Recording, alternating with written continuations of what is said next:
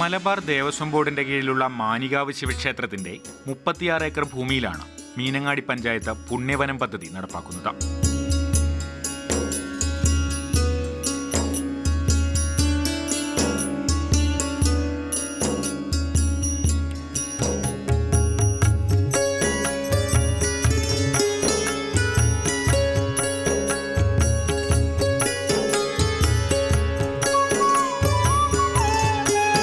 കഴിഞ്ഞ 5 വർഷം കൊണ്ട് 4000 ഫലവൃക്ഷ തൈകളും ഔഷധ സസ്യങ്ങളുമാണ് ഈ ഭൂമിയിൽ നട്ട് പരിപാലിച്ചു വരുന്നത്.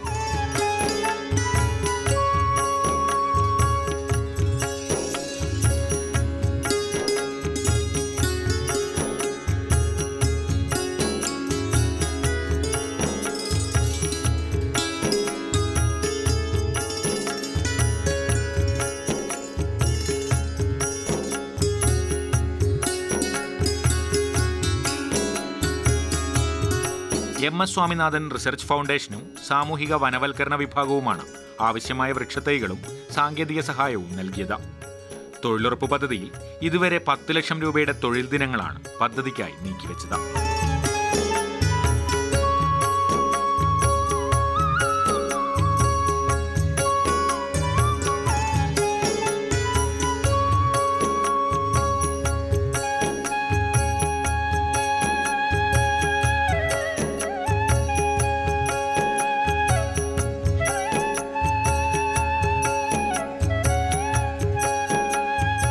വർഷമായി ഈ പുണ്യവനത്തിന്റെ പരിപാലനവും തൊഴിലുറപ്പ് പദ്ധതിയിലെ തൊഴിലാളികളാണ് നടത്തുന്നത്. 4000 തൈകളാണ് നമ്മൾ ഓൾറെഡി വെച്ചിട്ടുള്ളത്. തൈകൾ വെക്കുക മാത്രമല്ല, ഇപ്പോൾ 4.5 വർഷമായി 5 വർഷമായി ഇതിൻ്റെ പരിപാലനം ഉൾപ്പെടെയുള്ള കാര്യങ്ങൾ തൊഴിലുറപ്പ് തൊഴിലാളികളാണ് നടത്തിക്കൊണ്ടു പോകുന്നത്. തൈകൾ വെച്ച സമയം മുതൽ ഇവിടെ ആവശ്യമായ രീതിയിലേക്ക് അതിൻ്റെ ചുവടെല്ലാം കൊത്തിപ്പൊടിച്ച് വൃത്തിയാക്കി ആ രീതിയിലേക്ക് ആവശ്യമായ പരിചരണം ഉൾപ്പെടെ ലഭ്യമാക്കുന്ന രീതിയിലേക്കുള്ള പ്രവർത്തനങ്ങൾ ദേശീയ ഗ്രാമീണ തൊഴിലുറപ്പ് പദ്ധതിയുടെ ഭാഗമാക്കി നമുക്ക് ഈ സ്ഥലത്ത് ഒരുക്കി കൊടുക്കാൻ വേണ്ടി കഴിഞ്ഞിട്ടുണ്ട്. പദ്ധതി വിജയമാക്കിയത് പഞ്ചായത്ത് ഭരണസമിതിയുടെ നേട്ടമാണെന്ന് മാനികാവ് ക്ഷേത്ര ഭരണസമിതിയും പറയുന്നു.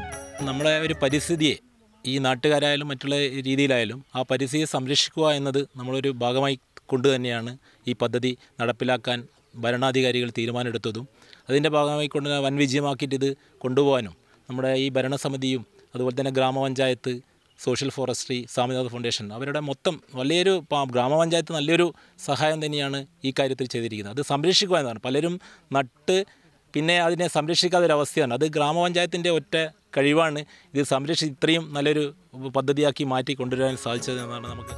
ഭാവിയിൽ സസ്യവൈവിധ്യത്തിന്റെ ഒരു അപൂർവ സങ്കേതമായി പുണ്യവനത്തെ മാറ്റാനാണ് മീനങ്ങാടി പഞ്ചായത്ത് വിഭാവനം ചെയ്യുന്നത്.